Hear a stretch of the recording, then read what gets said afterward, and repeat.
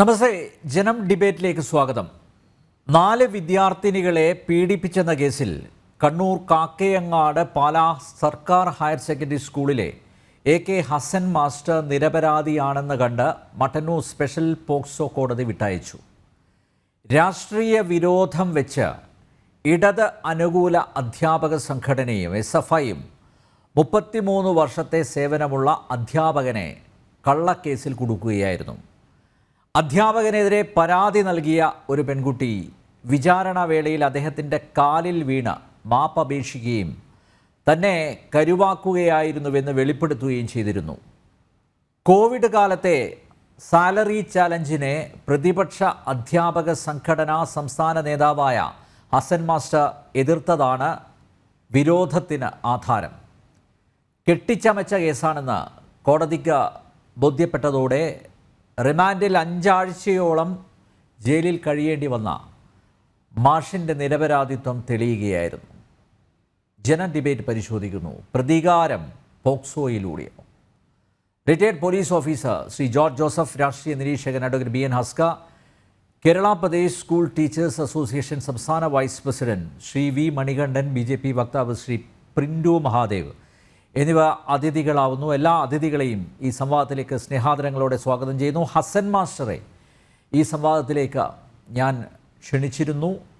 സംസാരിക്കാൻ പറ്റിയ മാനസികാവസ്ഥയിലല്ലെന്ന് പറഞ്ഞ് അദ്ദേഹം സ്നേഹപൂർവ്വം ആ ക്ഷണം നിരസിക്കുകയായിരുന്നു. ഒരു കാര്യം കൂടി അദ്ദേഹം വ്യക്തമാക്കി, തന്നെ കള്ളക്കേസിൽ കുടുക്കിയവരുടെ രാഷ്ട്രീയം അറിയാമല്ലോ, എനിക്കവരെ ഭയമാണ്, അവർ എന്ത് ചെയ്യാനും മടിയില്ലാത്തവരാണ്. ഹസൻ മാഷിൻ്റെ പ്രതിനിധിയായിട്ടാണ് അവരുടെ സംഘടനാ നേതാവ് കൂടിയായ മണികണ്ഠൻ ഈ സംവാദത്തിൽ പങ്കെടുക്കുന്നത്. ശ്രീ മണികണ്ഠൻ, പൊതുവെ വിദ്യാർത്ഥികളുടെയും സഹപ്രവർത്തകരുടെയും രക്ഷിതാക്കളുടെയും വളരെ പ്രിയപ്പെട്ട ഒരു അധ്യാപകൻ, ആ അധ്യാപകന് പോലും ഈ ഒരു ദുരനുഭവം ഉണ്ടായെങ്കിൽ ശക്തമായ ഒരു തിരക്കഥയുടെ അടിസ്ഥാനത്തിലാണ് സംസ്ഥാനം ഭരിക്കുന്ന പ്രധാന പാർട്ടിയുടെ അധ്യാപക വിദ്യാർത്ഥി സംഘടനകൾ രാഷ്ട്രീയ പ്രതികാരം തീർത്തതെന്നല്ലേ മനസ്സിലാക്കേണ്ടത്. 4 വിദ്യാർത്ഥിനികളെ കരുവാക്കി, പോലീസിനെയും ആയുധമാക്കി. സമൂഹത്തിൽ സ്വീകാര്യനായ ഒരു വ്യക്തിയെ കള്ളക്കേസിലൂടെ അപമാനിച്ചും തേജോവധം ചെയ്തും നാട്ടിലിറങ്ങി നടക്കാൻ പറ്റാത്ത അവസ്ഥയിലാക്കിയും അദ്ദേഹത്തിൻ്റെ അധ്യാപക ജീവിതത്തിലെ കുറേ സുന്ദര നിമിഷങ്ങൾ കവർന്നെടുത്തവർ ആരൊക്കെയാണ്? ആരാണ് റിയൽ കൾപ്രിറ്റ്സ്? ശ്രീ മണികണ്ഠൻ.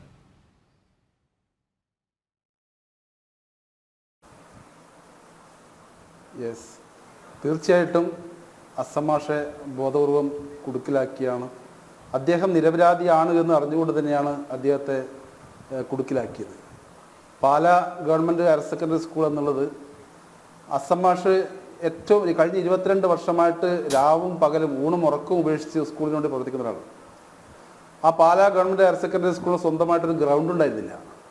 അവിടെ ഗ്രൗണ്ട് നിർമ്മിച്ചത് 1.5 ഏക്കർ സ്ഥലം ഹസൻ മാഷുടെ കയ്യിൽ നിന്ന് 10 ലക്ഷം രൂപയും ഭാര്യയുടെ സ്വർണം പണയം വെച്ചിട്ട് 2.5 ലക്ഷം രൂപയും അന്നുണ്ടായിരുന്ന പ്രിൻസിപ്പാൾ 8 ലക്ഷവും HM 4 ലക്ഷവും ഇങ്ങനെ 25 ലക്ഷത്തോളം രൂപ ഇവർ സ്വന്തം കയ്യിൽ നിന്ന് മുതൽ മുടക്കിയിട്ടാണ് ആ സ്കൂളിനോട് സ്വന്തമായിട്ടൊരു 1.5 ഏക്കർ സ്ഥലമുള്ള ഗ്രൗണ്ട് നിർമ്മിച്ചത്. ആ ഗ്രൗണ്ടിൻ്റെ നിർമ്മാണ പ്രവർത്തനങ്ങൾക്ക് ഹസൻ മാഷ് മുൻകൈ എടുത്തുകൊണ്ടാണ് നിർമ്മിച്ചത്.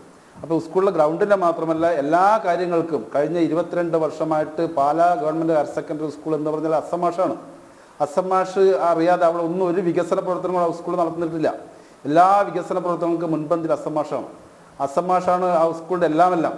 അങ്ങനെയുള്ള ഹസൻ മാഷെ ബോധപൂർവം ഹസൻ മാഷ് റിട്ടയർ ചെയ്യുന്ന വർഷം, ഈ വർഷം ഇനി 3 മാസം കൂടി അദ്ദേഹത്തിന് സർവീസ് ബാക്കിയുള്ളൂ. വരുന്ന മാർച്ച് അദ്ദേഹം റിട്ടയർ ചെയ്യാൻ പോകുന്നു. അപ്പോൾ റിട്ടയർ ചെയ്യാൻ പോകുമ്പോൾ അദ്ദേഹത്തെ കേസിൽപ്പെടുത്തിക്കൊണ്ട് തേജോവധം ചെയ്തുകൊണ്ട് അദ്ദേഹത്തെ ജീവിതം തന്നെ നശിപ്പിച്ചുകൊണ്ട് മുന്നോട്ട് പോകാനുള്ള ചില കറുത്ത ശക്തികൾ ശ്രമിച്ചു. അധ്യാപക സംഘടനയുടെ ഭാഗത്തുനിന്നാവാം, അല്ലെങ്കിൽ ഭരണകക്ഷിയുടെ ഭാഗത്തുനിന്നാകാം, വിദ്യാർത്ഥി സംഘടനയുടെ ഭാഗത്തുനിന്നാകാം. എല്ലാ രീതിയിലും അദ്ദേഹത്തെ കരുതിക്കൂട്ടി ബോധപൂർവം കുടുക്കുകയായിരുന്നു ചെയ്തത്. കാരണം അദ്ദേഹം തീർത്തും നിരപരാധി. 4 പെൺകുട്ടികളെ കരുവാക്കിക്കൊണ്ട് ആ കുട്ടികൾ കോടതിയിൽ അദ്ദേഹം നിരപരാധിയാണെന്ന് തുറന്നു പറയുകയും അദ്ദേഹത്തിൻ്റെ കാലിന് വീണ് മാപ്പാപേക്ഷിക്കുകയും ചെയ്തു.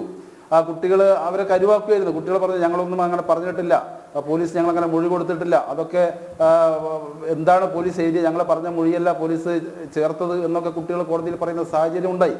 അപ്പോൾ ആ രീതിയിൽ കുട്ടികളെ ഉപയോഗിച്ചുകൊണ്ട് അധ്യാപകരെ ഏറ്റവും നന്നായിട്ട് സ്കൂളിൽ പഠിപ്പിക്കുകയും സ്കൂളിൻ്റെ വികസന പ്രവർത്തനങ്ങൾക്ക് മുന്നിട്ടിറങ്ങുകയും ചെയ്യുന്ന അധ്യാപകരെ പോക്സോ കേസിൽ പെടുത്തിക്കൊണ്ട് അവരെ ഉന്മൂലനം ചെയ്യുക എന്നുള്ളത് ചില രാഷ്ട്രീയ ലക്ഷ്യം വെച്ചുകൊണ്ടാണ്. നേരത്തെ സൂചിപ്പിച്ചതുപോലെ ഇവിടെ ഒരു കരിനിയമം കഴിഞ്ഞ കോവിഡ് കാലത്ത് ഒരു വിവാദമായ ഒരു ഉത്തരവ്, ശമ്പളം പിടിച്ചെടുക്കുന്ന നിയമവിരുദ്ധ ഉത്തരവ്, സാലറി ചലഞ്ച്, ആ സാലറി ചലഞ്ച് എന്ന ആ ഉത്തരവിനെതിരെ, നിയമവിരുദ്ധ ഉത്തരവിനെതിരെ ആ ഉത്തരവ് കത്തിച്ചുകൊണ്ട് അസം മാഷ് പ്രതിഷേധിച്ചപ്പോൾ സോഷ്യൽ മീഡിയയിലൂടെ അസം മാഷ പല രീതിയിലും തേജോവധം ചെയ്യുകയുണ്ടായി. അതിൻ്റെ ഭാഗമായി തന്നെയാണ് പിന്നീട് ഇങ്ങോട്ട് ഒരുപാട് കാലം അസം മാഷ ആ വ്യക്തിവിരോധം വെച്ചുകൊണ്ട് തന്നെയാണ് ചില സംഘടനകളും രാഷ്ട്രീയ പാർട്ടികളും അധ്യാപക സംഘടനയും അതുപോലെ തന്നെ വിദ്യാർത്ഥി പ്രസ്ഥാനങ്ങളൊക്കെ മാഷോട് ചെയ്തിട്ടുള്ളത്. അതിനുശേഷം കഴിഞ്ഞ വർഷം നടന്ന സ്കൂൾ പാർലമെന്റ് ഇലക്ഷനിൽ 25 വർഷത്തിന് ശേഷം ആദ്യമായിട്ട് കഴിഞ്ഞ വർഷം അവിടെ KSU MSF സഖ്യം ആ സ്കൂൾ വിജയിച്ചു. അതോടുകൂടിയിട്ട് അവിടെ SFI എന്ന് പറയുന്ന വിദ്യാർത്ഥി പ്രസ്ഥാനത്തിന് മാഷ് കണ്ണിലെ കരടായി മാറി. അതാണ് ഈ വിഷയങ്ങളൊക്കെ ഉണ്ടായത്. കഴിഞ്ഞ സ്കൂൾ പാർലമെന്റ് തെരഞ്ഞെടുപ്പിന് ശേഷമാണ് അസം മാഷ്ക്കെതിരായിട്ട് ഇത്തരം ഒരു ആരോപണം വരികയും അസം മാഷ കേസിൽ കൊടുക്കുകയും തീർത്തും നിരപരാധിയാണെന്ന് അറിഞ്ഞുകൊണ്ട് തന്നെ ഒരു വർഷത്തിലേറെ അദ്ദേഹം വല്ലാതെ മാനസിക പീഡനം അനുഭവിക്കുകയും ജയിൽ വാസം, ഞാൻ സബ് ജയിലിൽ മാഷ പോയി കാണുകയുണ്ടായി. ഒരു വിവരിക്കാൻ പറ്റാത്ത സാഹചര്യമായിരുന്നു മാഷയുടെ അന്നത്തെ ആ ഇത്. അത്രയും മാഷയുടെ ആത്മഹത്യയുടെ വക്കീലായിരുന്നു ആ കാലഘട്ടത്തിൽ ഉണ്ടായത്. മാഷ പലപ്പോഴും വിളിച്ച് കരയുക, ജാമ്യം കിട്ടി പുറത്തിറങ്ങിയപ്പോഴും മാഷ് എല്ലായ്പ്പോഴും വിളിച്ച് കരയുകയായിരുന്നു ഉണ്ടായത്. ജീവിതം മടുത്തു, ഇനി ആത്മഹത്യ മാത്രമാണ് ഏക പോകാൻ കഴിയുന്നത്. അതിനുശേഷം അദ്ദേഹത്തെ കഴിഞ്ഞ സെപ്റ്റംബർ അവസാനം അദ്ദേഹത്തെ സർവീസിൽ തിരിച്ചെടുത്തു. 6 മാസമാണ് സസ്പെൻഷൻ കാലാവധി. പക്ഷേ 6 മാസം കഴിഞ്ഞിട്ട് പിന്നെയും 5 മാസം കഴിഞ്ഞ് 11 മാസത്തിന് ശേഷമാണ് അദ്ദേഹത്തെ സസ്പെൻഷൻ കഴിഞ്ഞ് തിരിച്ചെടുത്തിട്ട് വീട്ടിൽ നിന്നും 65 കിലോമീറ്റർ ദൂരമുള്ള തളിപ്പറമ്പ് കാർത്തികപുരത്തുള്ള ഒരു സ്കൂളിലാണ് അദ്ദേഹത്തിന് നിയമനം ട്രാൻസ്ഫർ കൊടുത്തത്. അദ്ദേഹം ഭിന്നശേഷിക്കാരനാണ്, നടക്കാൻ പ്രയാസമുള്ള, കാലിന് പ്രയാസമുള്ള ഒരാളാണ്, അദ്ദേഹത്തെ ഏറ്റവും കുന്നിൻ്റെ മുകളിലുള്ള ഒരു സ്കൂളിലേക്ക് നടന്നു പോകാൻ കഴിയാത്ത ഒരാളെയാണ് ഏറ്റവും കുന്നിൻ്റെ മുകളിലുള്ള ഒരു സ്കൂളിലേക്ക് 65 കിലോമീറ്റർ ദൂരെയുള്ള സ്കൂളിലേക്ക് നിയമിച്ചത്, സ്ഥലം മാറ്റിയത് ശിക്ഷാ നടപടിയുടെ ഭാഗമായിട്ട്. മാത്രമല്ല അദ്ദേഹത്തെ ഇൻക്രിമെന്റ് ബാർ ചെയ്യുന്നൊരു സാഹചര്യം ഉണ്ടായി. ഇതൊക്കെ കോടതി എത്തിയപ്പോൾ കുട്ടികൾ അവരെ തെറ്റിദ്ധരിപ്പിച്ചതാണെന്നുള്ള രീതിയിൽ കുട്ടികൾ അസം മാഷ് നിരപരാധിയാണ്, ഞങ്ങളുടെ ഏറ്റവും പ്രിയപ്പെട്ട മാഷാണ് അസം മാഷ് എന്നുള്ള കുട്ടികൾ കോടതി മുമ്പാകെ പറയുകയും ബഹുമാനപ്പെട്ട കോടതി അസം മാഷ വിട്ടയക്കുന്ന ഒരു സാഹചര്യം നിലവിലുണ്ട്. ഇത് വളരെ ക്രൂരമായി ഇവർ ചെയ്തത് ഏറ്റവും ക്രൂരമാണ്. അസം മാഷ്ക്ക് ഒരുപാട് നഷ്ടമാണ് ജീവിതത്തിൽ സംഭവിച്ചുള്ളത്. മാഷ് ഇത്രയും കാലം നേടി എല്ലാം നശിക്കുന്ന ഒരു സാഹചര്യം ഉണ്ടായി. അസം മാഷ്ക്ക് ഏറ്റവും ഒരു അധ്യാപന ശ്രമത്തിലുള്ള ഏറ്റവും സർവീസിൽ ആകെ ഒരു പ്രൊമോഷൻ എന്ന് പറയുന്നത് ഹെഡ് മാസ്റ്റർ പ്രൊമോഷനാണ്. ആ ഹെഡ് മാസ്റ്റർ പ്രൊമോഷൻ കഴിഞ്ഞ ജൂണിൽ അദ്ദേഹത്തിന് ലഭിക്കേണ്ടതാണ്. ആ ഹെഡ് മാസ്റ്റർ പ്രൊമോഷൻ ലഭിക്കാതെയാണ് അദ്ദേഹം പിരിയാൻ പോകുന്നത്. ഇനി അദ്ദേഹത്തിന് ഹെഡ് മാസ്റ്റർ ആവാൻ സാധിക്കില്ല. ഇനി 3 മാസം മാത്രമേ ബാക്കിയുള്ളത് റിട്ടയർ ചെയ്യാൻ. അപ്പം അങ്ങനെ അദ്ദേഹത്തിന് നഷ്ടം സംഭവിച്ചു. ഹെഡ് മാസ്റ്റർ ആവാൻ അദ്ദേഹത്തിൻ്റെ ജീവിത അഭിലാഷം പൂർത്തീകരിക്കാതെ അദ്ദേഹം സർവീസിന് വിരമിക്കേണ്ടി വരുന്നു. അദ്ദേഹത്തിൻ്റെ ജീവിതം തന്നെ, കുടുംബജീവിതം തന്നെ താറുമാറാക്കുന്ന രീതിയിൽ ചില ആളുകൾ അദ്ദേഹത്തിനെതിരെ വ്യാജ കേസുകൾ ചമച്ചുകൊണ്ട് അദ്ദേഹത്തെ ജയിലിലടച്ചുകൊണ്ട് ഏറ്റവും ക്രൂരമായ പെരുമാറ്റമാണ് അവരുടെ ഭാഗത്തുണ്ടായിട്ടുള്ളത്. ശ്രീ ജോർജ് ജോസഫ്, രാഷ്ട്രീയ പ്രതിയോഗികളെ ഉന്മൂലനം ചെയ്യുക, ഒന്നുകിൽ ഉന്മൂലനം ചെയ്യുക, അല്ലെങ്കിൽ അവരെ വ്യക്തിഹത്യ നടത്തുക, അവരെ തേജോവധം ചെയ്യുക, ഇതാണ് CPM-ഉം CPM-ൻ്റെ വിദ്യാർത്ഥി യുവജന അധ്യാപക സംഘടനകളുമൊക്കെ ചെയ്തുകൊണ്ടിരിക്കുന്നത്. അതിൻ്റെ ഒരു ഇരയാണ് ശ്രീ ഹസൻ മാസ്റ്റർ. ഞാൻ ഇന്ന് അദ്ദേഹത്തോട് സംസാരിച്ചപ്പോഴും ആ മനുഷ്യൻ ഭയക്കുകയാണ്. ഞാൻ ഇന്ന് സംഭവത്തിലേക്ക് അദ്ദേഹത്തെ ക്ഷണിച്ചു. പക്ഷേ അദ്ദേഹം പറഞ്ഞത്, ഞാൻ കണ്ണൂരിലാണ് ഞാൻ താമസിക്കുന്നത്, നിങ്ങളും കണ്ണൂരുകാരനാണല്ലോ, കണ്ണൂരിൻ്റെ രാഷ്ട്രീയം അറിയാമല്ലോ, എനിക്കിവരെ പേടിയാണ്. അദ്ദേഹം കുറ്റവിമുക്തനാക്കപ്പെട്ടു, പക്ഷേ ഇപ്പോഴും അദ്ദേഹം പേടിക്കുകയാണ്. ഒരു അധ്യാപകൻ, 33 വർഷത്തെ സേവനം, എത്രയോ തലമുറകൾ ശിഷ്യഗണങ്ങളായിട്ടുള്ള അനുഭവ സമ്പത്തുള്ള ഒരു അധ്യാപകൻ, ആ അധ്യാപകനാണ് ഈ ദുർവിധി ഉണ്ടായിരിക്കുന്നത്. അദ്ദേഹത്തിന് ഈ നഷ്ടപ്പെട്ടത് ഇവർക്ക് തിരിച്ചു കൊടുക്കാൻ സാധിക്കില്ല. ശ്രീ ജോർജ് ജോസഫ്, പോലീസ് ഇപ്പോൾ പ്രത്യേകിച്ച് പോക്സോ കേസുകൾ അത് വളരെ അവധാനതയോടെ വളരെ സൂക്ഷ്മമായിട്ട് കൈകാര്യം ചെയ്യേണ്ടതാണ്. ഇപ്പോൾ 4 വിദ്യാർത്ഥിനികളെയാണ് ഇവിടെ കരുവാക്കിയത്. അത് കേസിൻ്റെ വിചാരണ വേളയിൽ അവർ തുറന്നു പറയുകയും ചെയ്തു, ഞങ്ങളെ ഉപയോഗിച്ചതാണ് എന്ന്. പോലീസ് ഇതൊന്നും കാര്യക്ഷമമായിട്ട് പരിശോധിക്കില്ലേ, കൈകാര്യം ചെയ്യില്ലേ? പോലീസിൻ്റെ ഭാഗത്തു നിന്നും വീഴ്ചയുണ്ടായിട്ടില്ലേ? തീർച്ചയായിട്ടും ഇതിനകത്ത് പോലീസിൻ്റെ ഭാഗത്തു നിന്നാണ് വീഴ്ച.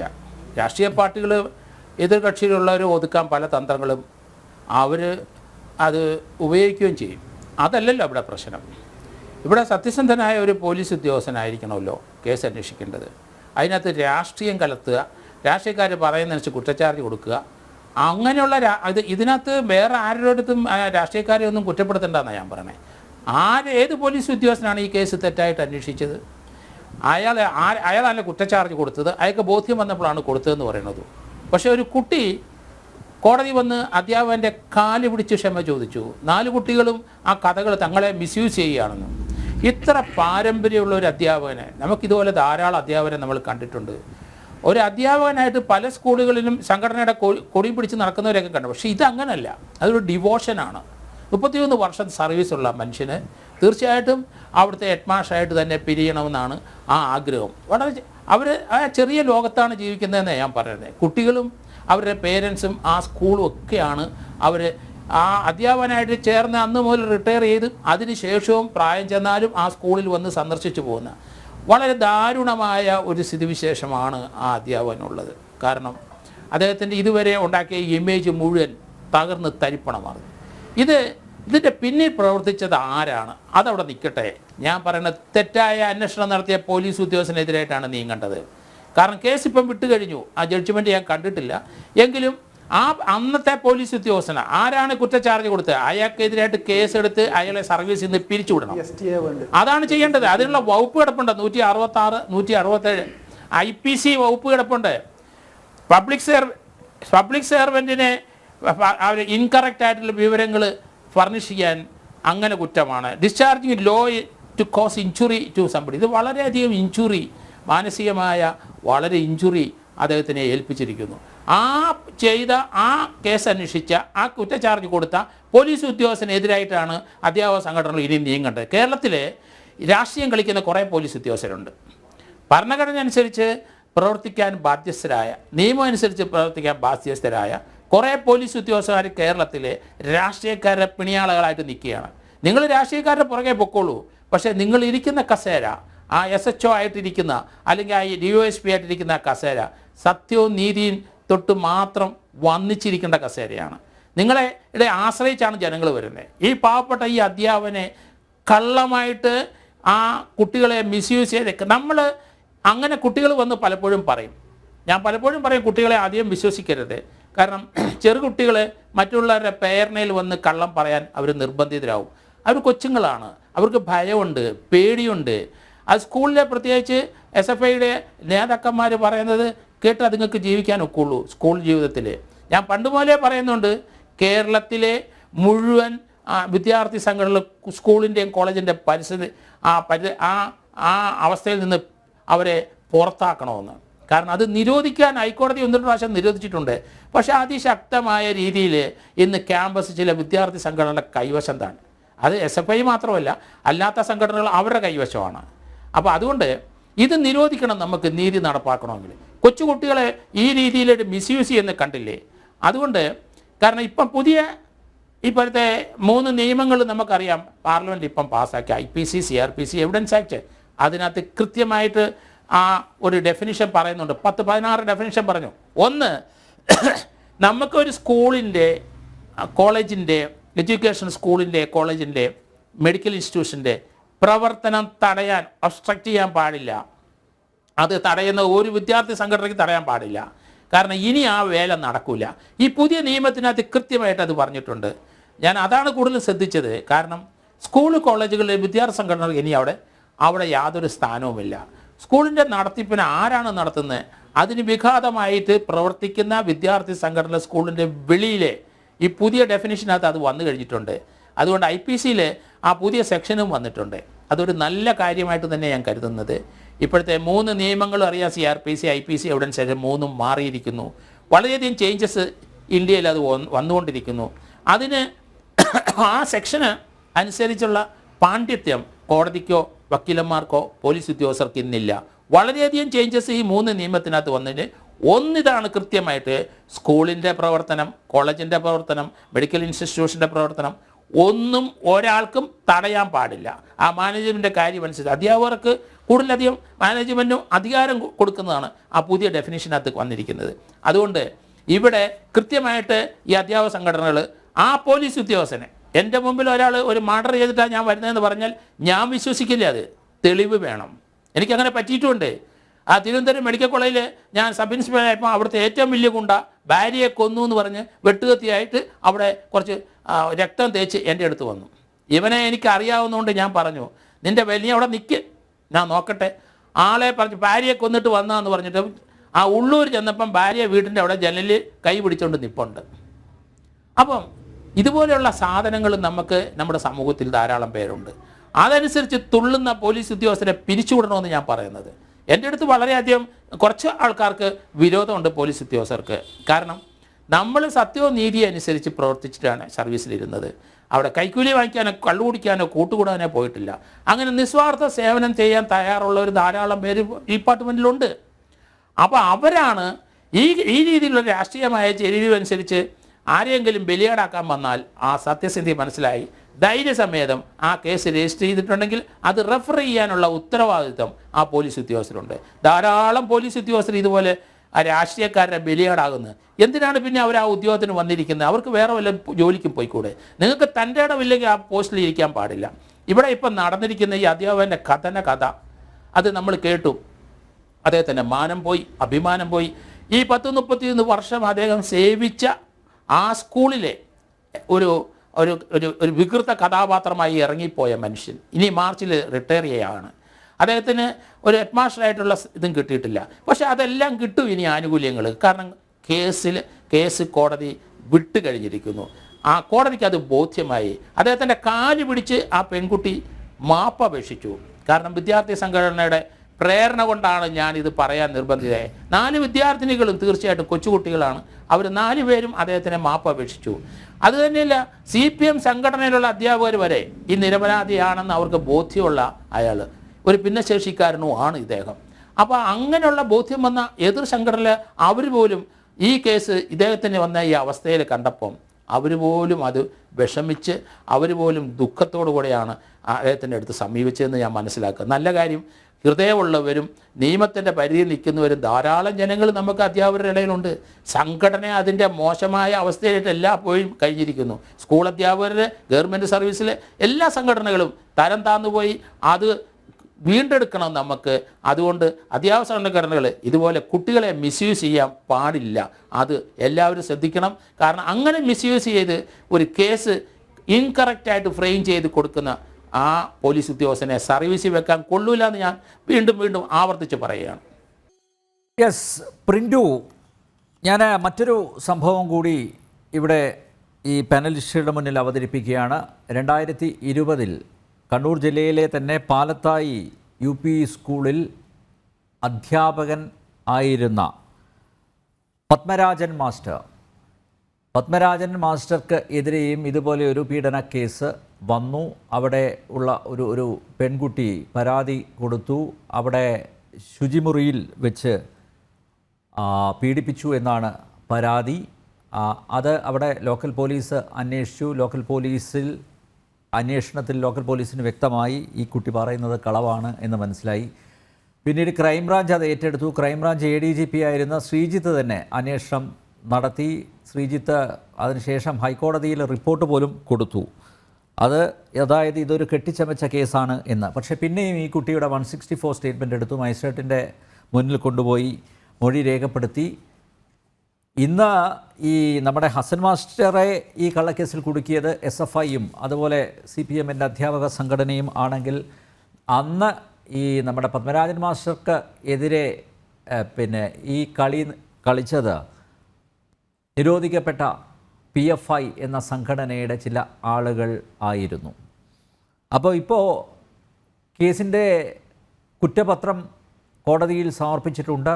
അത് വിചാരണ കാത്ത് ഇരിക്കുകയാണ്. ഇന്ന് പത്മരാജൻ മാസ്റ്ററോടും ഞാൻ സംസാരിക്കുകയുണ്ടായി. അദ്ദേഹവും പറഞ്ഞത് കെട്ടിച്ചമച്ച കേസാണ്, എനിക്ക് ഈ കുട്ടി പറഞ്ഞ ഇതുമായിട്ട് യാതൊരു ബന്ധവും ഇല്ല, ഒരു തെളിവുമില്ല. പക്ഷേ ഇപ്പോഴും അദ്ദേഹം ജോലിയിൽ നിന്ന് മാറി നിൽക്കുകയാണ്. അദ്ദേഹത്തിന് നാട്ടിൽ പോലും നിൽക്കാൻ പറ്റാത്ത അവസ്ഥ. അദ്ദേഹത്തിൻ്റെ കുടുംബത്തിന് അദ്ദേഹത്തെ നന്നായിട്ട് അറിയാവുന്നതുകൊണ്ട് കുടുംബവുമായിട്ട് മുന്നോട്ട് പോകാൻ സാധിക്കുന്നുണ്ട്. കുടുംബ ബന്ധത്തിൽ വിള്ളലുകൾ ഇതുവരെ ഉണ്ടായിട്ടില്ല. ദൈവത്തിന് നന്ദി. ഇതുപോലെ ഒരു അധ്യാപകനോട്, അതും ഞാൻ നേരത്തെ പറഞ്ഞ പോലെ അനുഭവ സമ്പത്തുള്ള, അദ്ദേഹം സ്കൂളിൻ്റെ അല്ലെങ്കിൽ ആ പ്രദേശത്തിൻ്റെ ഒക്കെ പുരോഗതിക്ക് വേണ്ടി അഹോരാത്രം പ്രവർത്തിക്കുന്ന ഒരു അധ്യാപകൻ, അദ്ദേഹത്തെയാണ് ഈ വെറും കക്ഷി രാഷ്ട്രീയ വിരോധത്തിൻ്റെ അടിസ്ഥാനത്തിൽ ഇങ്ങനെ ക്രൂശിച്ചിരിക്കുന്നത്.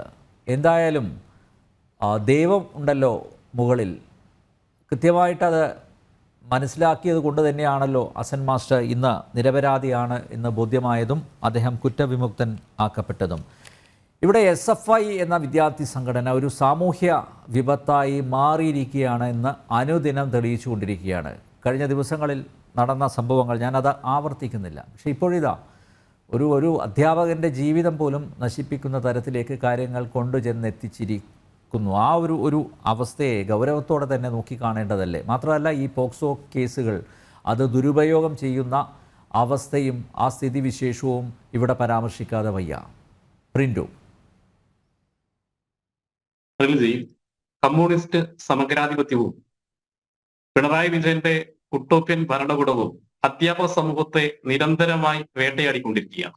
എല്ലാ അർത്ഥത്തിലും അധ്യാപകന്റെ തൊഴിൽപരമായ കാര്യങ്ങളായിക്കോട്ടെ, അവരുടെ DA സംബന്ധിച്ച കാര്യങ്ങളായിക്കോട്ടെ, ഇനിയിപ്പോ ഹസൻ മാഷെ പോലെയുള്ള ഇതര അധ്യാപക സംഘടനയിലോ ഏതെങ്കിലും രാഷ്ട്രീയ പ്രസ്ഥാനങ്ങളിലോ പെട്ടുകഴിഞ്ഞാൽ നിരന്തരമായി സർവീസ് കാലയളവിൽ ഈ ഇടതുപക്ഷ വേട്ട ഓരോരുത്തരും അനുഭവിക്കേണ്ടതായിട്ടുണ്ട്. ഹസൻ മാഷെ പോലെ ഒരാള് നമുക്കറിയാം, 33 വർഷത്തെ സർവീസ്, അതൊരു ഗവൺമെന്റ് സ്കൂളുകൾ എന്ന് പറഞ്ഞാൽ ഇടതുപക്ഷ അധ്യാപക സംഘടനകളുടെ കോട്ടക്കൊത്തളങ്ങളാണ്. ഒരു അഡ്വൈസ് മെമ്മോ വരുന്നതിനേക്കാൾ മുമ്പ് തന്നെ അവരുടെ വീട്ടിലേക്ക് KSTA-ക്കാരും ലോക്കൽ സെക്രട്ടറിയും ഏരിയ സെക്രട്ടറിയും ഒക്കെ വന്ന് ഭീഷണിപ്പെടുത്തിയോ അല്ലെങ്കിൽ അല്ലാത്ത അർത്ഥത്തിലൊക്കെയാണ് പൊതുവെ ഈ ഗവൺമെന്റ് സ്കൂളിലേക്ക് അധ്യാപകർ എത്തുന്നതിനേക്കാൾ മുമ്പ് KSTA-ക്കാരാക്കുന്ന ഒരു പല്ലവി ഉള്ളത് കേരളത്തിൽ. അതെല്ലാവർക്കും അറിയുന്ന ഒരു കാര്യം. നമ്മളുടെ ഹസൻ മാഷ് ചെയ്ത ഒരു തെറ്റ്, അത് ഈ 33 വർഷത്തെ അധ്യാപന ജീവിതത്തിന് ഇടയിൽ കമ്മ്യൂണിസ്റ്റ് സമഗ്രാധിപത്യമുള്ള സ്കൂളുകളൊക്കെ പഠിപ്പിച്ചപ്പോൾ തന്നെ അദ്ദേഹത്തിന്റെ വിശ്വാസ പ്രമാണവുമായി അദ്ദേഹം പോയി.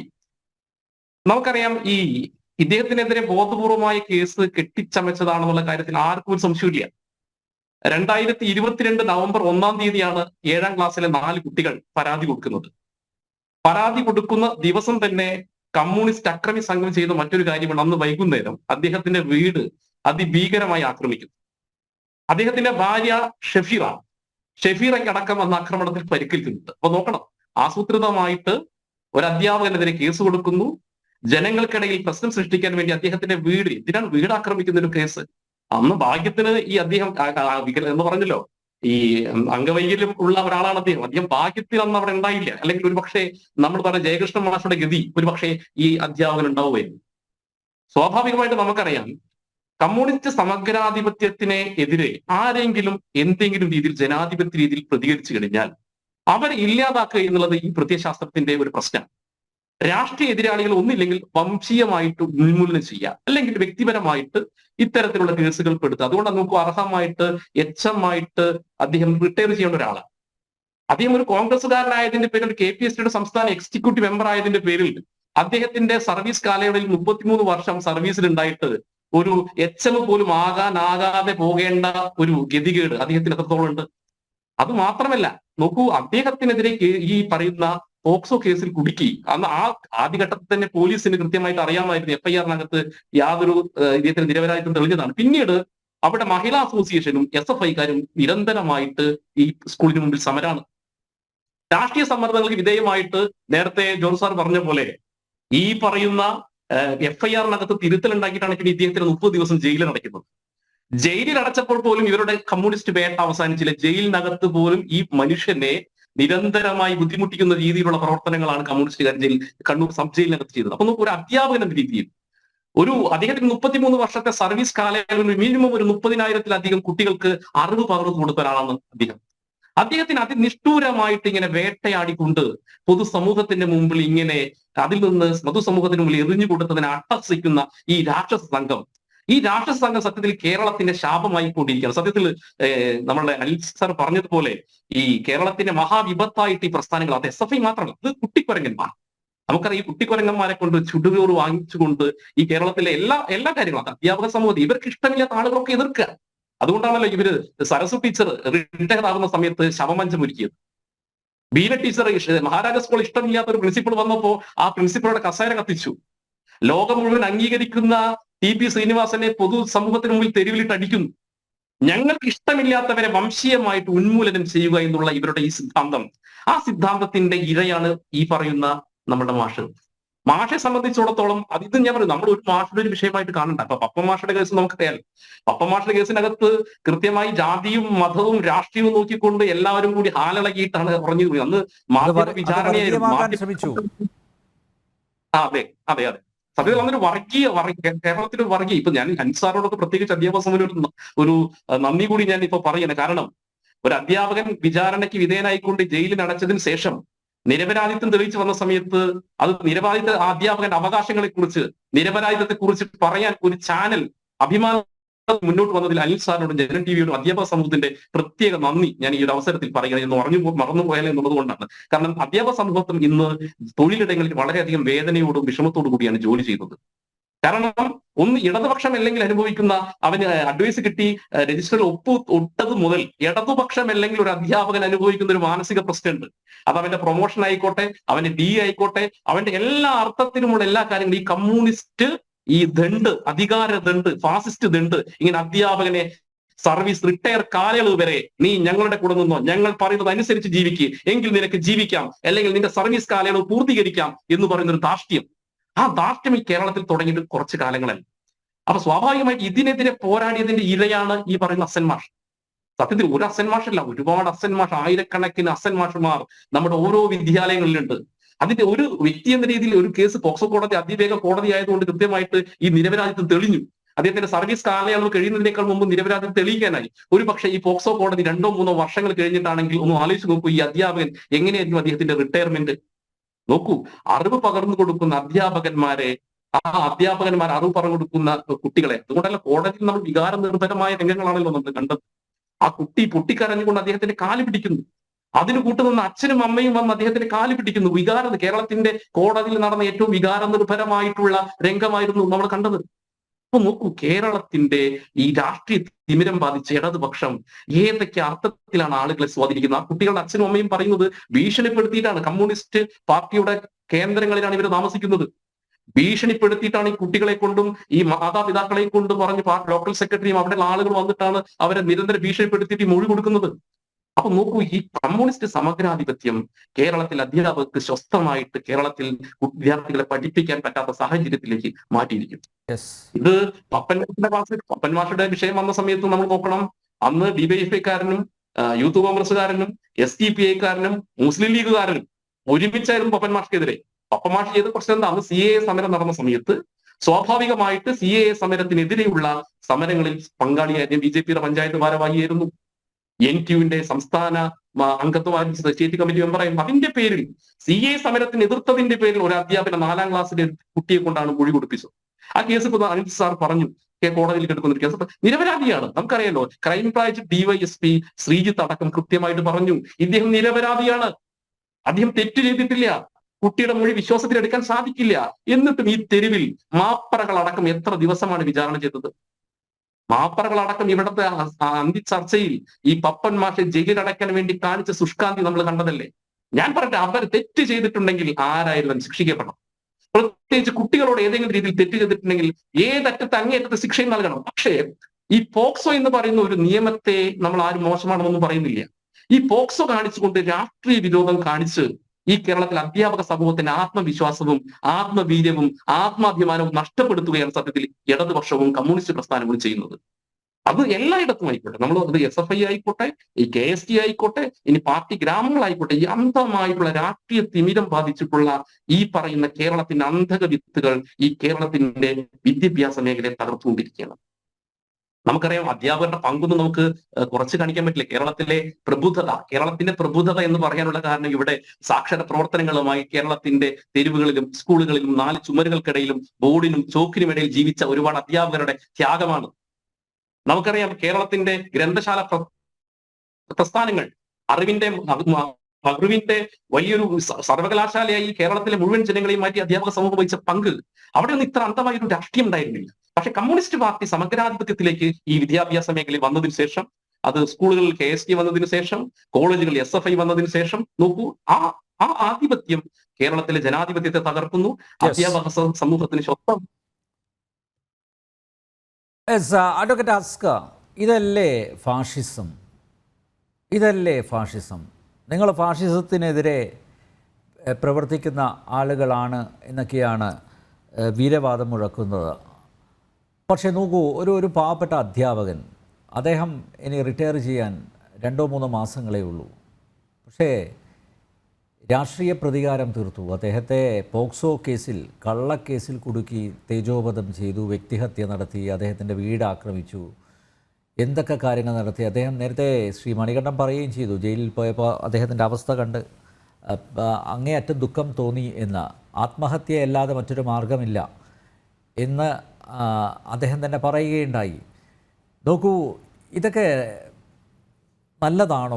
ഒരു വിദ്യാർത്ഥി സംഘടനയ്ക്ക് അല്ലെങ്കിൽ അധ്യാപക സംഘടനയ്ക്ക് ഭൂഷണമാണോ ഇത്തരം പ്രവർത്തനങ്ങൾ, ഇത്തരം ഇടപെടലുകൾ?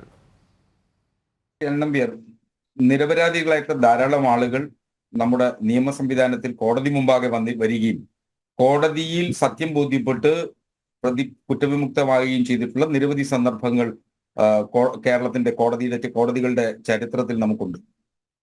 കഴിഞ്ഞ ആഴ്ച വണ്ടിപ്പെരിയാറിൽ ഒരു പ്രതിയെ, പോക്സോ കേസിലെ പ്രതിയെ കോടതി വെറുതെ വിട്ടപ്പോ ഉറഞ്ഞു തുള്ളിയതാണ് നിങ്ങൾ മാധ്യമങ്ങൾ മുഴുവൻ. ആ പ്രതിക്ക് രാഷ്ട്രീയ ബന്ധം ആരംഭിച്ചും ആ പ്രതിക്ക് ഇടതുപക്ഷവുമായി അടുപ്പമുണ്ടെന്നും ആ പ്രതി ഡിവൈഎഫ്ഐയുടെ നേതാവായതുകൊണ്ട് അന്വേഷണം തടസ്സപ്പെടുത്തി അല്ലെങ്കിൽ തെളിവുകൾ കോടതിയിൽ ഹാജരാക്കാതെ ആ പ്രതിയെ രക്ഷപ്പെടുത്തുന്നതിനെ സഹായിച്ചു എന്ന അർത്ഥത്തിലായിരുന്നു അന്ന് നിങ്ങളെപ്പോലുള്ള ആളുകളുടെ വാദം. അല്ല, അതിൽ ഞങ്ങൾ മാത്രമല്ല അഡ്വക്കേറ്റ് അസ്കർ, നിങ്ങളുടെ എല്ലാവരും അങ്ങനെ തന്നെയായിരുന്നു. CPI എന്ന് പറയുന്ന സംഘടന, ക്ഷമിക്കണം, രാഷ്ട്രീയ പാർട്ടി, അത് നിങ്ങളുടെ കൂടെ പ്രവർത്തിക്കുന്നവരല്ലേ, അല്ലേ? ഇടതുമുന്നണിയിലെ ഒരു അംഗമാണ് CPI. CPIയുടെ ഇടുക്കിയിലെ നേതാക്കന്മാർ, സംസ്ഥാന നേതാക്കന്മാർ, CPIയുടെ ഇടുക്കി ജില്ലാ സെക്രട്ടറി ഉൾപ്പെടെ എന്താ പറഞ്ഞത്? അതിൽ രാഷ്ട്രീയ ഇടപെടലുകൾ നടന്നു എന്നല്ലേ? നിങ്ങൾ ഈ മാധ്യമ പ്രവർത്തകരെ മാത്രം അങ്ങനെ കുറ്റം പറഞ്ഞു പോവാതെ. CPIയുടെ ഇടുക്കിയിലെ ഒരു സുപ്രധാന നേതാവിന്റെ മകനും ഈ കേസുമായി ബന്ധമുണ്ട് എന്ന് ആരോപണം ഉന്നയിച്ചത് മറ്റാരുമല്ല, അവിടുത്തെ ഒരു ബ്ലോക്ക് പഞ്ചായത്ത് പ്രസിഡന്റിന്റെ മകന് ഈ കേസുമായി ബന്ധമുണ്ട് എന്ന് ആരോപണം ഉന്നയിച്ചത് പ്രതിയുടെ അഭിഭാഷകനാണ്. അപ്പൊ സ്വാഭാവികമായും അവർക്ക് അതിൽ പൊള്ളുന്നുണ്ടാവും. അങ്ങനെ CPIയുടെ ഇടുക്കിയിലെ നേതാക്കന്മാർ അങ്ങനെ പ്രതികരിച്ചിട്ടുണ്ടാവാം. അത് അവരുടെ സ്വാതന്ത്ര്യമാണ്. ഞാൻ പറഞ്ഞത് നിരപരാധിയാവുക എന്നുള്ളത്, നിരപരാധിയെ കുറ്റവാളിയായി കോടതി മുമ്പാകെ എത്തിക്കുക എന്ന് പറയുന്നത് അക്ഷന്തവ്യമായ അപരാധമാണ്. ഹസൻ മാസ്റ്ററുടേത് നിർഭാഗ്യകരമായ സാഹചര്യം തന്നെയാണ്, ഒരു സംശയമില്ല. പലപ്പോഴും ഇത്തരം സന്ദർഭങ്ങൾ കോടതിയിൽ നേരിട്ട് കാണാനും കേൾക്കാനും ഒക്കെ അവസരം ഉണ്ടായിട്ടുള്ള ഒരു അഭിഭാഷകൻ എന്ന നിലയിലാണ് ഞാൻ അതിനെ കാണുന്നത്. ഞാനൊരു കാര്യം പറയാം, നമ്മുടെ ഇന്ത്യയിൽ ഏറ്റവും കൂടുതൽ ഇപ്പോ ദുരുപയോഗം ചെയ്യുന്ന ഒരു ആക്ടായി പോക്സോ മാറിക്കൊണ്ടിരിക്കുകയാണ്. ഒരു സംശയമില്ല കാര്യത്തിൽ. പോക്സോ കേസുകളിലെ കണക്കുകൾ പരിശോധിച്ചാൽ എണ്ണത്തിൽ ഇപ്പോ വളരെ വ്യാപകമായി വർദ്ധിച്ചിട്ടുണ്ട്. പക്ഷെ പല കേസുകളും കോടതി മുറികളിലെത്തുമ്പോൾ ശിക്ഷിക്കപ്പെടാതെ പോവുകയും അത് കോടതി മുറിയിൽ ഇത്തരം സാഹചര്യങ്ങളിലൂടെ തന്നെയാണ് കടന്നു പോകാറുള്ളത്. അത് എന്തുകൊണ്ട് അങ്ങനെ സംഭവിക്കുന്നു എന്ന് പറഞ്ഞാൽ, ഏറ്റവും കൂടുതൽ ദുരുപയോഗം ചെയ്യുന്ന ഒരു നിയമമായി പോക്സോ നിയമത്തെ മാറ്റിയിട്ടുണ്ട്, അല്ലെങ്കിൽ അങ്ങനെ മാറുന്നു എന്ന ദൗർഭാഗ്യകരമായ കാഴ്ചയാണ് കാണുന്നത്. ഷെഡ്യൂൾ കാസ്റ്റ് ഷെഡ്യൂൾ ട്രൈബ്സ് ആക്ടും ആയിരുന്നുവെങ്കിൽ അതിന്ന് അഡ്വക്കേറ്റ് അസ്കർ, രാഷ്ട്രീയ പ്രതിയോഗികളെ ഇല്ലായ്മ ചെയ്യാൻ പോക്സോ നിയമത്തെ ദുരുപയോഗം ചെയ്യുന്നത് ആരാണെന്ന് കൂടി പറഞ്ഞിട്ട് പോകൂ. അല്ല അതിലെന്തിനാ നിങ്ങളിപ്പോ പറയുന്നത് CPM-ഉം SFIയും DYFIയും മാത്രമല്ലെന്നേ, BJPക്കും RSSനും അതുപോലെ കോൺഗ്രസിനും യൂത്ത് കോൺഗ്രസിനും ഒക്കെ ഇക്കാര്യത്തിൽ പങ്കുണ്ട്. പലയിടത്തും കേസെടുത്തില്ല. ഞാൻ കേസുകളുടെ എണ്ണം എടുത്ത് കാണിച്ചു തരാം. കേരളത്തിലെ അങ്ങനെ രാഷ്ട്രീയ പ്രേരിതമായി ഇത്തരം മൊഴികൾ കൊടുത്ത കുട്ടികളെ കൊണ്ട് ഇങ്ങനെ മൊഴികൾ കൊടുപ്പിക്കുകയും ഒടുവിൽ അത് കോടതി മുമ്പാകെ എത്തുമ്പോൾ ഹസൻ മാസ്റ്ററെ പോലെ ഭാഗ്യവാനായ ഒരു മനുഷ്യന് ആ കുട്ടിയിൽ നിന്ന് സത്യം പറയേണ്ട ഒരു സാഹചര്യം ഉണ്ടായെങ്കിൽ വലിയ നല്ല കാര്യം, ഒരു സംശയമില്ല കാര്യത്തിൽ. എനിക്കതിന് മാസ്റ്ററെ അപരാധിയാക്കിയത് ആരാണ്? അദ്ദേഹത്തെ ചേർത്ത് പഠിക്കാനാണ് ഞാൻ ആഗ്രഹിക്കുന്നത്, അല്ലാതെ ഞാൻ അദ്ദേഹത്തെ തള്ളി പറയാനൊന്നും ആഗ്രഹിക്കുന്നില്ല. അല്ല, ഒരു കാര്യം, ഇപ്പോ അഡ്വക്കേറ്റ് ഹസൻ മാസ്റ്റർ എന്തായാലും നിരപരാധിയാണെന്ന് തെളിഞ്ഞു, അദ്ദേഹത്തെ കോടതി കുറ്റവിമുക്തനാക്കിയിരിക്കുന്നു. ഈ ഒരു ഘട്ടത്തിലെങ്കിലും ചെയ്തത് തെറ്റായി പോയി എന്നൊരു കുറ്റബോധം എങ്കിലും ഈ കാബാലികർക്ക് ഉണ്ടാവേണ്ടതല്ലേ? ആരും ഒരു വാക്ക് പറഞ്ഞോ? ഈ പാർട്ടിയുടെ ഏതെങ്കിലും SFIയുടെ ഉത്തരവാദപ്പെട്ട ആരെങ്കിലും, അല്ലെങ്കിൽ ഈ പാർട്ടിയുടെ ആരെങ്കിലും, അല്ലെങ്കിൽ ഈ അധ്യാപക സംഘടനയുടെ ഉത്തരവാദപ്പെട്ട നേതാക്കന്മാർ ആരെങ്കിലും പറഞ്ഞോ ഞങ്ങൾക്ക് തെറ്റിപ്പോയി, ഹസൻ മാസ്റ്ററോട് ചെയ്തത് നീതികേടാണ് എന്ന് ആരെങ്കിലും പറഞ്ഞോ? അഡ്വക്കേറ്റ് അസ്കർ, അന്നും വരെ എനിക്ക് അക്കാര്യത്തിൽ ഒരു വീക്ഷണമുള്ളത്, ഇത് SFIയോ KSTയോ ഒന്നും ചെയ്ത കാര്യമായിരിക്കില്ല. അതിലെ വ്യക്തികൾ ആരെങ്കിലും അത് സംഘടനയുടെ മറവിൽ അല്ലെങ്കിൽ സംഘടനയുടെ നേതൃത്വത്തിൽ, അല്ല അങ്ങനെയാണ്, അതല്ലേ ഇപ്പോഴല്ലേ ഏറ്റവും ഉചിതമായ സന്ദർഭം ഇപ്പോഴല്ലേ വന്നിരിക്കുന്നത്. ഇത് ഞങ്ങൾ അറിഞ്ഞ് ചെയ്തതല്ല, ഞങ്ങളുടെ സംഘടനയിൽപ്പെട്ട ചിലർ വ്യക്തി താല്പര്യത്തിൻ്റെ അടിസ്ഥാനത്തിൽ അവരാണ് ഹസൻ മാസ്റ്ററെ കുടുക്കിയത്, അദ്ദേഹത്തെ കള്ളക്കേസ് കുടുക്കിയത് എന്ന് പറയാനുള്ള ആ ഒരു ഉത്തരവാദിത്തം അതെങ്കിലും ഈ സംഘടനയുടെ തലപ്പത്തിരിക്കുന്നവർക്കില്ലേ? അങ്ങനല്ലാതെ അതൊന്നും അങ്ങനെ ആ സംഘടനയുടെ നേതാക്കന്മാർ പറയേണ്ട കാര്യമൊന്നുമല്ലെന്ന്. പിന്നല്ലാതെ രണ്ടും പറയാതെ അഡ്വക്കേറ്റ് അസ്കർ താങ്കൾ തന്നെ പറയുന്നു ഇവർക്ക് ഉത്തരവാദിത്വം ഇല്ല, ചിലരായിരിക്കാം ഒരു പക്ഷേ. അപ്പൊ അങ്ങനെയാണെങ്കിൽ അല്ല, ഹസൻ മാസ്റ്റർക്കെതിരെ പ്രവർത്തിച്ചവരെ ഈ സംഘടനയിൽ നിന്ന് പുറത്താക്കുകയെങ്കിലും ചെയ്യേണ്ടതല്ലേ? അങ്ങനല്ല, ഹസൻ മാസ്റ്റർക്കെതിരെ പ്രവർത്തിച്ചത് KSTയുടെ സംസ്ഥാന കൗൺസിൽ കൂടിയോ അല്ലെങ്കിൽ SFIയുടെ സംസ്ഥാന കമ്മിറ്റി കൂടിയോ ഒന്നും അല്ലല്ലോ ഹസൻ മാസ്റ്ററെ ഇങ്ങനെ കേസിൽ പെടുത്തണം തീരുമാനിച്ചതെന്നും. അങ്ങനെയാണോ നിങ്ങൾ കരുതുന്നത്? ആരെങ്കിലും ഞാൻ അങ്ങനെ കരുതുന്നില്ല. പക്ഷെ ഒറ്റ കാര്യം, ഒരു മിനിറ്റ്, നമ്മുടെ ശ്രീ മണികണ്ഠൻ ആരാണ് ഹസൻ മാസ്റ്ററെ അപരാധിയാക്കിയത് അല്ലെങ്കിൽ കള്ളക്കേസ് കുടുക്കിയത് ആരാണ്? താങ്കൾക്ക് ഒരുപക്ഷെ അറിയാൻ പറ്റും. അസ്കർ ചൂണ്ടിക്കാണിച്ചതുപോലെ വ്യക്തി താല്പര്യങ്ങളുടെ അടിസ്ഥാനത്തിലാണോ അദ്ദേഹത്തെ പ്രതിയാക്കി മാറ്റിയത്? ആണോ?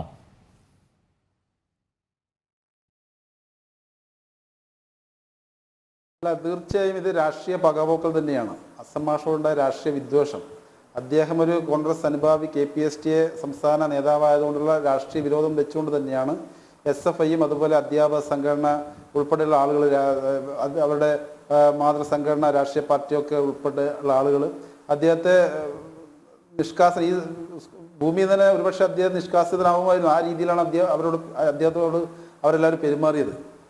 കാരണം അത്രയും വീട് പോലും ആക്രമിക്കുന്ന നേരത്തെ സൂചിപ്പിച്ചു, നേരത്തെ അദ്ദേഹം അന്ന് ആ വീട്ടിലുണ്ടായിരുന്ന അനുസരണത്തെ സൂചിപ്പിച്ചു. അദ്ദേഹത്തിന്റെ വീട് ആക്രമിക്കപ്പെടുന്ന സമയത്ത് അദ്ദേഹം ഉണ്ടായിരുന്നുവെങ്കിൽ ഒരുപക്ഷെ അദ്ദേഹം ഈ ഭൂമിയിൽ നിന്ന് ഒരുപക്ഷെ ഉണ്ടാവില്ല. ആ രീതിയിലായിരുന്നു അദ്ദേഹത്തിന് വീട് ആക്രമിച്ചത്. ഭാര്യയ്ക്ക് ഗുരുതരമായി പരിക്കേറ്റുകയും ആശുപത്രിയിൽ പ്രവേശിപ്പിക്കുകയും ചെയ്തു.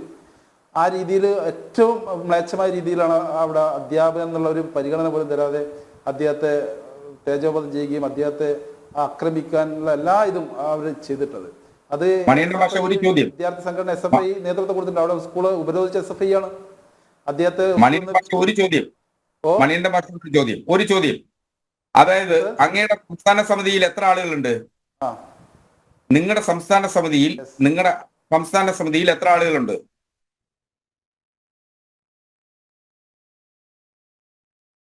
എത്ര അധ്യാപകർ ചേർന്നതാണ് സംസ്ഥാന സമിതി?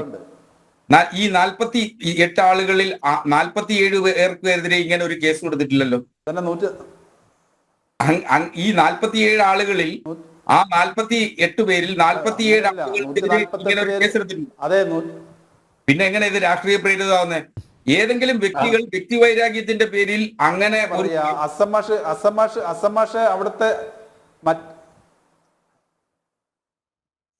അതുകൊണ്ട് ഹസൻ മാഷ് കുറ്റവാളിയാണെന്നാണ് നിങ്ങൾ പറയുന്നത്?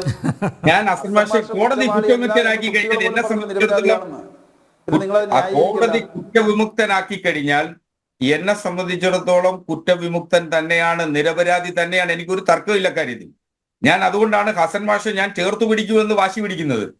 ഹസൻ മാഷിനൊപ്പം നിൽക്കാനാണ് എനിക്കിഷ്ടം, ഒരു സംശയമില്ല.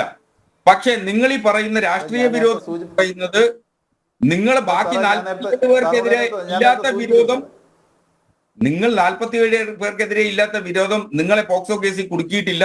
നിങ്ങളെല്ലാം സുരക്ഷിതരായി ജീവിക്കുന്നല്ലോ. അസ്കർ സാർ, ആ ഞാനൊന്ന് പറയട്ടെ, പറഞ്ഞു.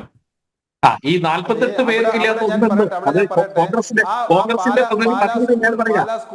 ഞാൻ പറയാം, ഈ KPSTയുടെ 48 പേർക്കില്ലാത്ത ഒരു കാര്യം അദ്ദേഹത്തിനുണ്ട്. എന്താണത്? നട്ടല്. അത് നട്ടലുണ്ട്. ആ നട്ടലുള്ളത് കൊണ്ടാണ് നിങ്ങൾ നട്ടലില്ലെന്നാണോ പറയുന്നത്? നട്ടലുണ്ട്. ജാതകത്തിന് KPSTയുടെ നട്ടലിന്റെ വളരുന്നുണ്ടോ? ഈ KPSTയുടെ നട്ടലിന്റെ നമുക്കറിയാലോ. ഈ 48 പേർക്കില്ലാത്തതിന്റെ ഒരു കാര്യം അദ്ദേഹത്തിനുള്ള നട്ടല്, ആ മുടക്കോഴി മലയുടെ താഴ്വാരത്തെ പാർട്ടി ഗ്രാമത്തിലാണ്. ഈ 47 പേർക്ക് അദ്ദേഹം പാലാ സ്കൂള്. കേൾക്കോ, മുടക്കോഴി മല എന്ന് കേട്ടിട്ടുണ്ടോ? മുടക്കോഴി മല, നമ്മുടെ കൊടിസുനി, ആരാധ്യനായ കൊടിസുനി ഒളിവിൽ കഴിഞ്ഞ മുടക്കോഴി മല. അതായത് പാലാ സ്കൂൾ എന്ന് പറയുന്നത് കൊടിസുനി മുമ്പ് ഒളിച്ച മുടക്കോഴി മലയിലെ താഴ്വാരത്ത് തൊട്ട് താഴെയുള്ള സ്കൂളാണ്, പാർട്ടി ഗ്രാമത്തിലാണ്. അവിടെ ഒരു മറ്റൊരു പാർട്ടിക്കാർക്കും അവിടെ പ്രവേശന സ്വാതന്ത്ര്യമില്ലാത്തൊരു നാടാണ്. അത്തരമൊരു പ്രദേശത്താണ് അസം മാഷെ പോലൊരു അധ്യാപകൻ ആ സ്കൂൾ 22 വർഷമായിട്ട് സ്കൂളിന്റെ നട്ടലായി നിൽക്കുന്നത്. എങ്ങനെയാണ് അവർക്ക് കണ്ടുപിടിക്കുക? ഏത് രീതിയിൽ അദ്ദേഹത്തെ ദ്രോഹിക്കാൻ വേണ്ടി ഒരുപാട് ശ്രമം നടത്തി. ഏറ്റവും അവസാനം ചെയ്തതാണ് ഏറ്റവും വൃത്തികെട്ട രീതിയിൽ അദ്ദേഹത്തെ ഇല്ലാതാക്കാൻ ശ്രമിച്ചത്. മറ്റ് 147 പേർക്കും കേസില്ല എന്നല്ല, 140 അസം മാഷ് നിരപരാധിയാണ്. 148 ആളും ഏറ്റവും മികച്ച ആളുകൾ തന്നെ. പക്ഷെ അസം മാഷക്ക് നട്ടലിൽ മറ്റ് 147 പേർക്ക് നട്ടലില്ല എന്ന് പറയരുത്. എല്ലാവരും KPSTന്റെ മുഴുവൻ ആളുകൾ ഏറ്റവും മികച്ച ആളുകൾ തന്നെയാണ്. പക്ഷെ അസം മാഷ് ജീവിക്കുന്ന സാഹചര്യം, അസം മാഷ് ജോലി ചെയ്യുന്ന സ്കൂള് മുടക്കോഴി മലയുടെ തൊട്ട് താഴെ കൊടിസുനി ഒളിവിൽ കഴിഞ്ഞ മലക്ക് താഴെയുള്ള സ്കൂൾ, ഏറ്റവും തൊട്ടടുത്ത് 100 മീറ്റർ 200 മീറ്റർ താഴ്വാരത്തുള്ള സ്കൂളാണ്. ആ പാർട്ടി ഗ്രാമത്തിലാണ് അസം മാഷ് ജീവിച്ചു വരുന്നത്. അസം മാഷ് സംഘടനാ പ്രവർത്തനം നടത്തുന്നത്. എങ്ങനെയാണ് അവർക്ക് അസം മാഷ് ഇത്രയും കാലം സഹിച്ചത് തന്നെ ഞങ്ങൾ അത്ഭുതമാണ്. അങ്ങനെ അസം മാഷ് റിട്ടയർ ചെയ്യുന്നതിന് മുമ്പ് തന്നെ അദ്ദേഹത്തെ നിഷ്കാസനാകാൻ വേണ്ടിയിട്ടാണ് അവർ ചെയ്ത പണിയാണിത്. ക്ലിയർ ആയോ? ഇല്ല, മണിയന്റെ ഭാഷ ഇതിലൊരു കാര്യം മനസ്സിലാക്കും. ഇതിലൊരു രാഷ്ട്രീയ പകയില്ല. CPM-ന് ഹസൻ മാഷിനെ അല്ലെങ്കിൽ KSTക്കോ SFIക്കോ ഹസൻ മാഷ് ഒരു തടസ്സമേ അല്ലെന്നേ. പിന്നെ എങ്ങനെ ഈ കേസ് ഉണ്ടായി? പാർട്ടി ഗ്രാമത്തിൽ താങ്കളുടെ അഭിഭാഷകൻ കൂടിയാണ്. പിന്നെ എങ്ങനെ ഈ കേസ് ഉണ്ടായി? ഈ 4 പെൺകുട്ടികൾ പറയുന്നു കോടതിയിൽ, ഞങ്ങളെ കരുവാക്കിയതാണ്, ഞങ്ങളെ ഉപയോഗിച്ചത് SFIയും അതുപോലെ ഈ ഇടത് അധ്യാപക സംഘടന KST ആണെന്ന് തന്നെയാണ് ഞാൻ മനസ്സിലാക്കുന്നത്. ആണെന്ന് അവർ കോടതി പറയാണ് സാർ. മാത്രമല്ല അസം മാഷയുടെ കാലിൽ വീണ് മാപ്പപേക്ഷിക്കുകയാണ് ആ കുട്ടികൾ, മാതാപിതാക്കൾ കൂടി. ഏതൊരു വിദ്യാർത്ഥിനികളും തന്റെ അധ്യാപകനോട് തെറ്റു ചെയ്താൽ കാലിൽ വീണ് മാപ്പിരക്കണമെന്ന് തന്നെയാണ് എന്റെ പക്ഷം. ഒരു മാറ്റമില്ല. പക്ഷെ നിങ്ങൾ കരുതുന്നത് പോലെ SFIയുടെ സംസ്ഥാന സമിതിയോ കണ്ണൂരിലെ ജില്ലാ കമ്മിറ്റിയോ കൂടി തീരുമാനിച്ച് ഹസൻ മാഷെ ഇല്ലാതാക്കാമെന്നൊന്നും ആയിരിക്കില്ല. ഏതെങ്കിലും വ്യക്തികൾക്ക് ഇപ്പോ എന്തായാലും കോടതി TP ചന്ദ്രശേഖരനെ കൊന്നത് ഞങ്ങളല്ല ഇപ്പോഴും പറയുന്ന CPM, നിങ്ങൾ എന്ത് ഈ തമാശ പറയുന്നത്?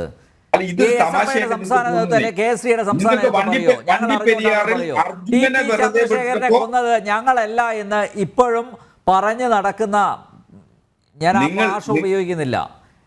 നിങ്ങൾ അർജുനനെ വണ്ടിപ്പെരിയാർ കേസിൽ വെറുതെ വിടുമ്പോ രാഷ്ട്രീയ പ്രേരിതം, ഇത് കേസിൽ വെറുതെ വിട്ടപ്പോ അത് കേസ് നടത്തിയത് കൃത്യമായി രാഷ്ട്രീയ പ്രേരിതമായി ചെയ്തു എന്ന് നമുക്ക് പരാതി കൊടുത്ത വിദ്യാർത്ഥിനികൾ തന്നെയാണ് സാർ പറഞ്ഞത്.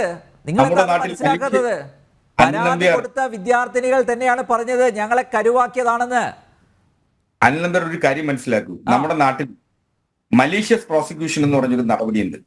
കുറ്റകരമായി ഒരാളെ പ്രതി ചേർക്കപ്പെട്ടാൽ ആ പ്രതിയെ വെറുതെ വിടുന്ന ഘട്ടത്തിൽ അയാൾക്ക് നിയമപരമായി അവലംബിക്കാൻ കഴിയുന്ന ഒരു നടപടിക്രമമാണ്. വളരെ അപൂർവമായി മാത്രമേ ആ നടപടിക്രമത്തിലൂടെ ഏതെങ്കിലും കുറ്റവിമുക്തൻ പോയിട്ടുള്ളൂ എന്നുള്ളതാണ് നമ്മുടെ നിയമചരിത്രത്തിലെ ഒരു വസ്തുത. ഹസൻ മാഷിന് അങ്ങനെ ഒരു സാഹചര്യമുണ്ട്. അങ്ങനെ ഹസൻ മാഷ് മലീഷ്യസ് പ്രോസിക്യൂഷൻ കൊടുത്ത് ഇതിൽ തന്നെ കുറ്റവാളിയാക്കിയത് ഈ പറയുന്ന വ്യക്തികളാണെന്ന് പറഞ്ഞും ആ കുറ്റവാളികളായിട്ടുള്ള ആളുകൾക്കെതിരെ നടപടിയെടുക്കുന്നതിനാണ് ഹസൻ മാഷ് തയ്യാറാവേണ്ടത്. അല്ലാതെ ഹസൻ മാഷിന്റെ നിരപരാധിയായത് SFIയുടെയും KSTയുടെയും മുന്നിൽ ചാപ്പ കുത്താൻ ശ്രമിക്കുകയേ വേണ്ട. അതിന് ഞാൻ നിന്ന് തരികയില്ല.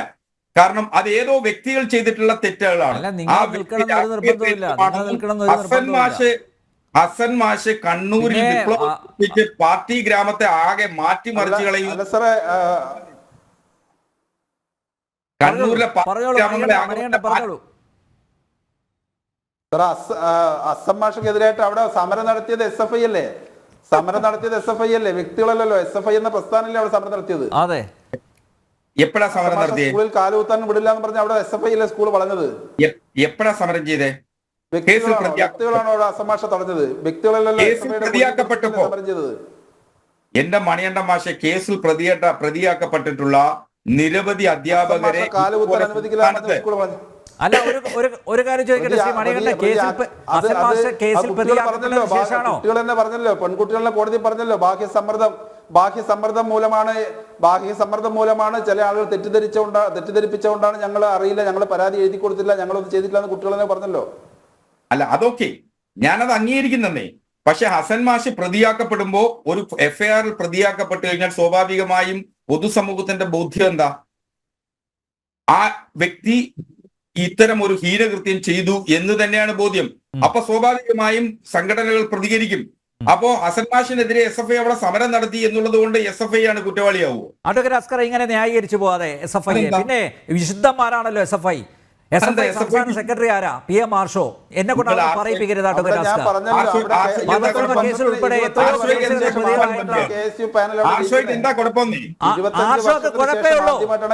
ആർഷോ വിദ്യാർത്ഥി സമരം മറ്റേ സ്വാതന്ത്ര്യ സമരത്തിൽ പങ്കെടുത്തതല്ലോ ജയിലിൽ പോയത് ആണോ?